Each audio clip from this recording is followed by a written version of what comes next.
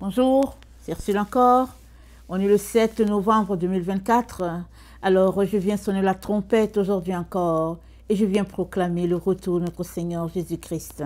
Amen et Alléluia. Alors, je suis contente d'être de retour. Alors, voilà à peu près 6 mois que j'ai, proclamé la parole de Dieu à l'écran. Parce que, bon, voilà, j'étais plus à d'autres activités spirituelles, notamment la prière et puis, bon, certaines choses que le Seigneur me demandait d'observer. Et je lui rends grâce de ce qu'aujourd'hui, je peux reprendre avec annoncer la parole de Dieu. Alors, c'était le 30 octobre quand le Seigneur m'a dit, oui, il faudrait que tu retournes annoncer la parole de Dieu et puis partager avec les uns et les autres les bienfaits du Seigneur. Alors, ben voilà, ça m'a pris à peu près comme un peu plus de jours depuis qu'il m'a parlé. Et je suis contente d'être là. Et une fois de plus, pour la confiance, n'est-ce pas, que le Seigneur nous donne, nous ses enfants, d'annoncer la parole de Dieu, parce que la parole de Dieu, c'est quelque chose de très agréable, mais aussi c'est quelque chose de très très précieux. La Bible dit de faire très attention quand on ouvre la bouche, n'est-ce pas, pour annoncer les choses du Seigneur, parce que chacun sera jugé par ce qu'il dit. Alors, que tu sois en train de prêcher ou pas, peu importe, la parole qui sort de ta bouche, un jour tu te tiendras et tu rendras compte de ce que tu as dit. Alors, il faut toujours faire très très attention, n'est-ce pas, à ce que Dieu nous demande de faire, et puis même si on s'engageait à parler. Donc, voilà pourquoi il est important de ne pas parler quand Dieu ne t'a pas dit de parler. Et quand il te dit de le faire, ne traîne pas, ne prends pas l'éternité pour te mettre à parler. Alors aujourd'hui, nous sommes le 7 novembre, n'est-ce pas? Et je viens apporter la parole sur ouvre ta bouche et je la remplirai. Alors dans le psaume 81, le verset 11, l'Éternel nous dit, je vais commencer à 10, n'est-ce pas? Je vais commencer à 10. Alors, je suis dans le psaume 81, le verset 10.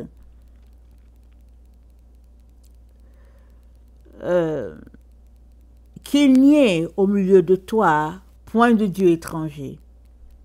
Ne te prosterne pas devant les dieux étrangers. Je suis l'Éternel, ton Dieu, qui t'ai fait monter du pays d'Égypte. Ouvre ta bouche et je la remplirai. Mais mon peuple n'a point écouté ma voix. Israël ne m'a point obéi. Alors je les livrai au penchant de leur cœur. Et ils ont suivi leurs propres conseils. Oh, si mon peuple m'écoutait, si Israël marchait dans mes voies. En un instant, je confondrai leurs ennemis, je tournerai ma main contre leurs adversaires. Ceux qui haïssent l'Éternel le flatteraient. Et le bonheur d'Israël durerait toujours. Je le nourrirai du meilleur froment, et je le rassasierai du miel du rocher. Amen. Alors, souvent, on ne sait pas quoi dire, quand bien même on est convaincu que Dieu nous veut prêcher la parole. Souvent, on ne sait pas quoi dire. Mais le Seigneur a déjà réglé ce problème depuis qu'il a marché sur la terre. Il a dit, ouvre la bouche, je la remplirai. Et le psaume, ça a été écrit, n'est-ce pas, par Asaph. Et puis, c'est un groupe qui a vécu bien avant que notre Seigneur vienne sur la terre.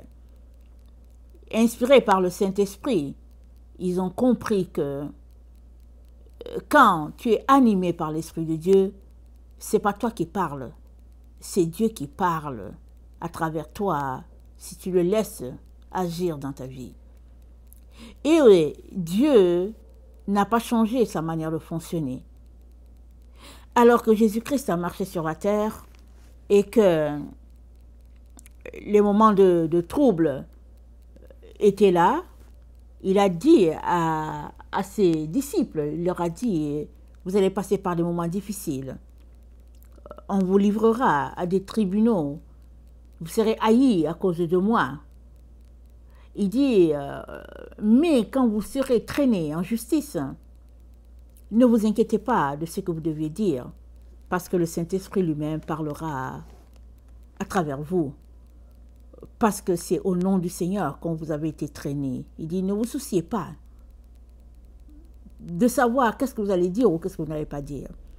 Ça, on trouve ça dans Matthieu 10, le verset 18 à 20. Alors,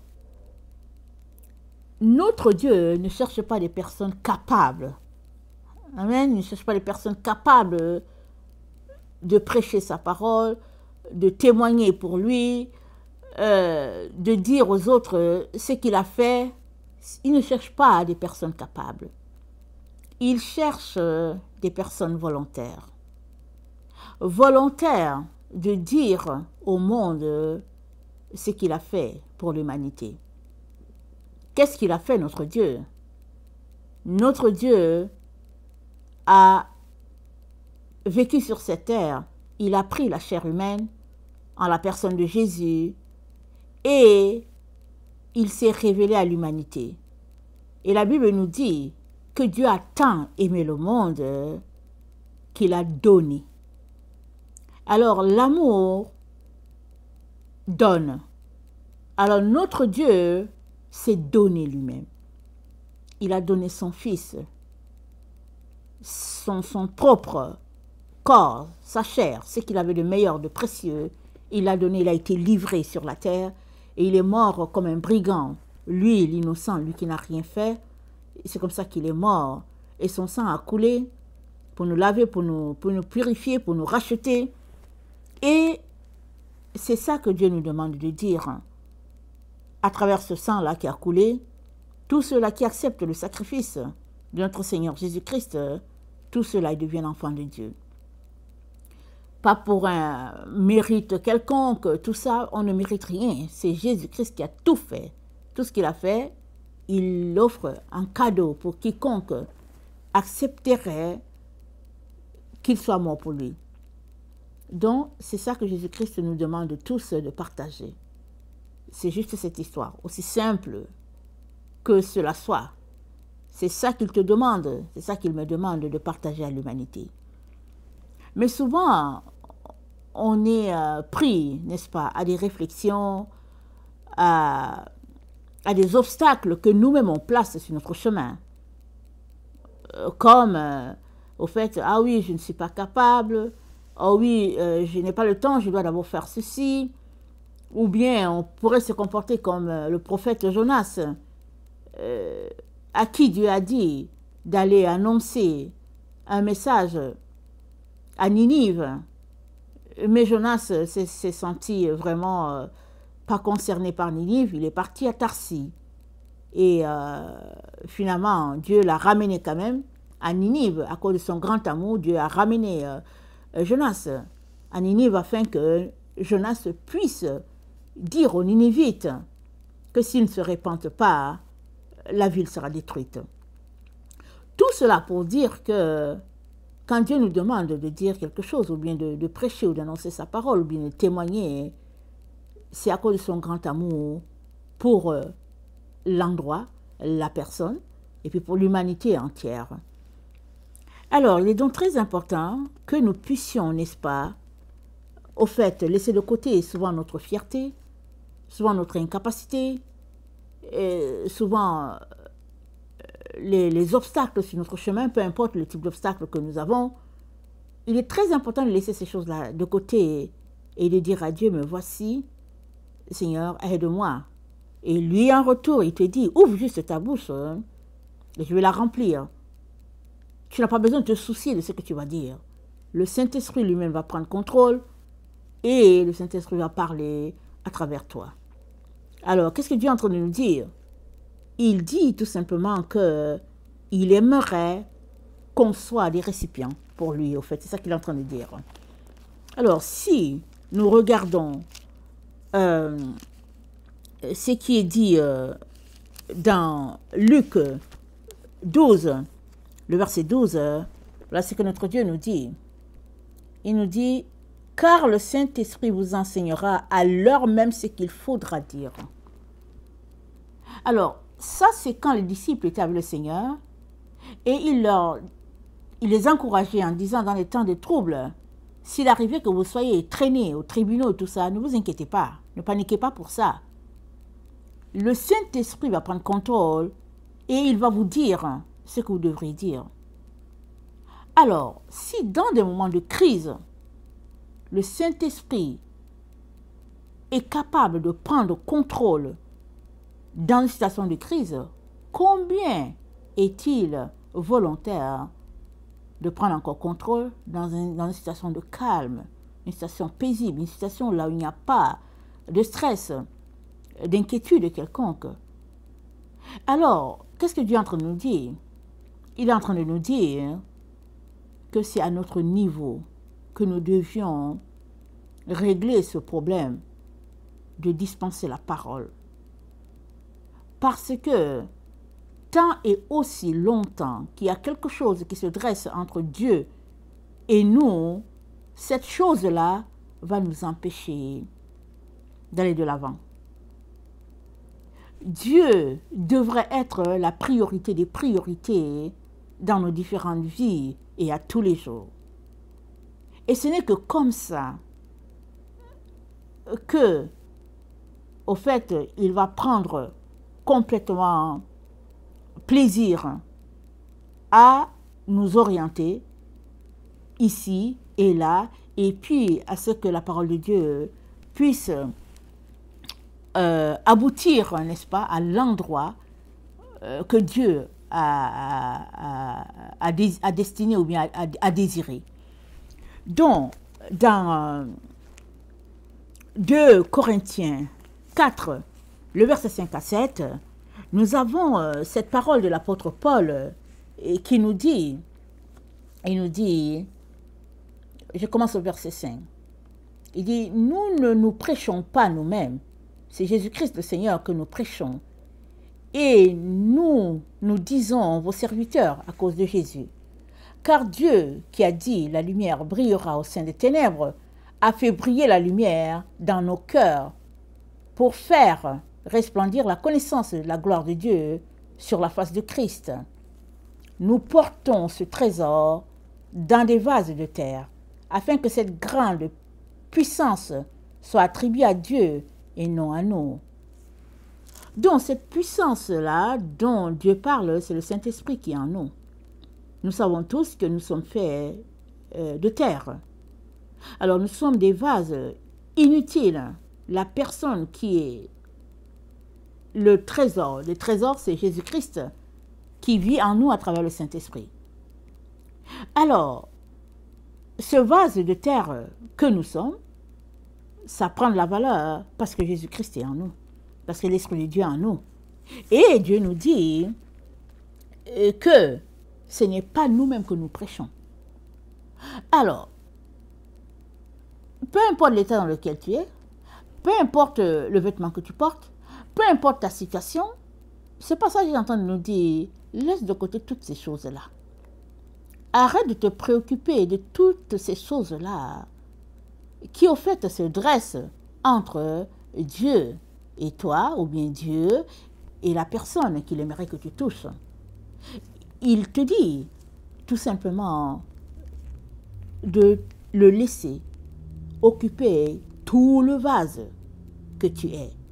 100% de ce vase-là, laisse Dieu occuper cela par le Saint-Esprit et obéis.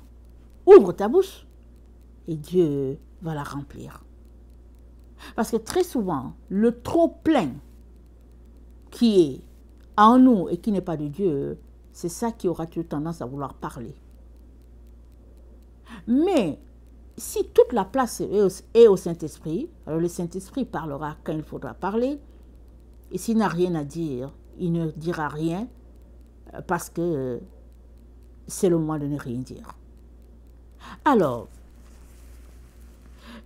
Dieu cherche des volontaires et Christ est celui-là que nous devons élever, que celui-là nous devons proclamer, que celui-là est celui-là que nous devons annoncer aux gens. Et puis, alors que nous obéissons, Dieu va faire son œuvre dans le cœur des différentes personnes qu'il aimerait toucher. Ce n'est donc pas à nous de nous soucier ou bien de nous inquiéter de la situation, mais c'est l'affaire de Dieu, si on peut le dire ainsi. Ce que Dieu veut, c'est tout simplement que tu sois volontaire et il va faire le reste. C'est rassurant, n'est-ce pas? Moi, je trouve que c'est très, très rassurant de savoir qu'on n'a pas besoin de se préoccuper de cet aspect-là. Parce que ça le regarde, ça le concerne. Il nous demande tout simplement d'obéir. Et j'aimerais lire un autre passage qui se trouve dans 1 Corinthiens 5, et puis au verset 6, 1 Corinthiens 5, le verset 6, ça dit, « C'est bien à tort que vous vous glorifiez. Ne savez-vous pas que peu de levain fait lever toute la pâte? Faites disparaître le vieux levain, afin que vous soyez une pâte nouvelle, puisque vous êtes sans levain, car Christ, notre Pâque, a été immolé. » Donc, on l'a déjà mentionné au début de la vidéo, souvent, c'est des petits obstacles, ou bien des barrières, des schémas de pensée qui font que il y a des blocs sur notre chemin, nous empêchant de faire le travail. Et Dieu nous dit à travers ce texte de 1 Corinthiens 5, il dit « Faites disparaître le vieux levain, afin que vous soyez une pâte nouvelle. » Nous sommes tous appelés à tous les jours à être renouvelés dans le Saint-Esprit. C'est-à-dire qu'à tous les jours quand on vient devant Dieu, ou bien à tous les jours quand on se réveille, la Bible nous dit, voici le jour que Dieu a fait, qu'il soit pour nous un sujet de joie, un sujet d'allégresse. Le jour nouveau d'aujourd'hui, si on prend l'exemple du 7 novembre, ce n'est plus le 6 novembre qui était hier. Alors, laissons les choses du 6 novembre, parce que c'est passé. Vivons la vie que Dieu a pour nous aujourd'hui en ce 7 novembre. Et alors que nous vivons la vie que Dieu a pour nous aujourd'hui en ce 7 novembre, assurons-nous que nous avons fait disparaître tout ce qui est vieux et qu'aujourd'hui, tout est nouveauté, afin que notre Dieu puisse prendre toute la place et répandre en nous cet agréable parfum, cette agréable odeur du Saint-Esprit, afin que quand les gens nous voient, ce n'est pas nous qu'ils voient, c'est Christ qu'ils voient. Et Christ est ainsi glorifié, ou bien il sera ainsi glorifié. Parce que le texte nous dit dans la parole, si je vis, ce n'est plus moi qui vis, c'est Christ qui vit en moi. Donc, à chaque jour, si nous vivons, c'est pas nous qui vivons. C'est pas nous, c'est pas notre moi qui s'exprime. C'est Christ qui devrait s'exprimer en nous à tous les jours. Et à partir de ce moment-là, Dieu peut faire son œuvre à merveille à travers nous, pour la personne qui nous écoute ou bien pour la personne vers qui il nous envoie. Alors, je viens tout simplement, avec cette reprise, n'est-ce pas, nous encourager à ne pas nous limiter, à ne pas limiter Dieu en disant « Oh, j'ai tel problème, j'ai un problème avec ma voix, je ne sais pas parler, je ne sais pas faire ceci. » Rappelons-nous, Moïse, le prophète, il avait un problème, il avait la difficulté à parler. C'était compliqué pour lui. Et malgré tout cela, tous ces obstacles-là, Dieu a fait tomber tout cela. Et Dieu a utilisé Moïse pour sa gloire. Et c'est ce que Dieu veut faire pour toi aussi. Quel est le problème que tu as? Quelle est cette chose-là qui fait que Dieu ne peut pas prendre toute la place. La première, c'est quoi cette chose? Une fois que tu l'auras identifié, apporte cette chose-là devant le Seigneur. Dis-lui, Père, j'ai tel problème, je n'arrive pas. Et le Seigneur va t'aider à surmonter cet obstacle-là. Et si c'est un problème d'orgueil, la Bible nous dit quoi? La Bible dit, Dieu résiste aux orgueilleux, il fait grâce aux humbles.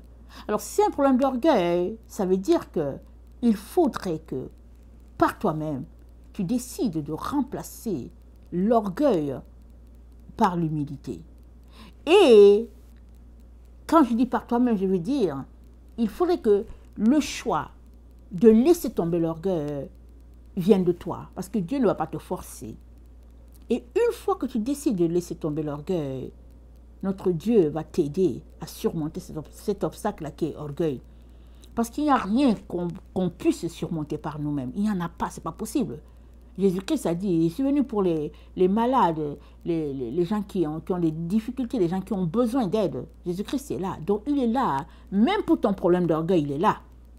Seulement, choisis, décide de laisser tomber l'orgueil et Dieu va parler à travers toi. Et il te le dit, ouvre ta bouche et je la remplirai. Parce que ce qui fait que tu n'arrives pas à aller de l'avant, c'est le trop-plein qui est en toi, qui n'est pas de Dieu. Une fois que ce trop-plein-là est ôté, peu importe ce qu'il est, une fois qu'il est ôté, alors Dieu a le chemin pour pouvoir arriver au cœur des autres à travers toi, à travers ton cœur, à travers les paroles de ta bouche. Donc voilà, que son nom soit exalté dans nos différentes vies et que nous puissions, n'est-ce pas, nous offrir sur un plateau pour notre Dieu. Laissons tomber nos erreurs, nos incapacités, nos faiblesses, nos handicaps. Laissons tomber ça en les apportant au pied de la croix. Alors que nous les déposons à la croix, Jésus-Christ lui-même va les prendre et il va nous donner sa nature afin qu'on puisse faire cette œuvre extraordinaire qu'il nous a confiée à tous. Il a dit, allez de par le monde et faites de toutes les nations mes disciples. Alors, ce n'est pas pour une personne en particulier, c'est pour tous ceux-là qui vivent sur la terre, c'est pour tout le monde. Alors, je viens nous encourager à nous donner la main, n'est-ce pas, en laissant tomber tout ce qui nous bloque, et puis à laisser le Saint-Esprit prendre toute la place, afin que la gloire soit à notre Dieu et à lui seul. Amen. Que le Seigneur bénisse sa parole. Je vous aime beaucoup. Amen. Maranatha, notre Seigneur revient. Amen et alléluia. Amen.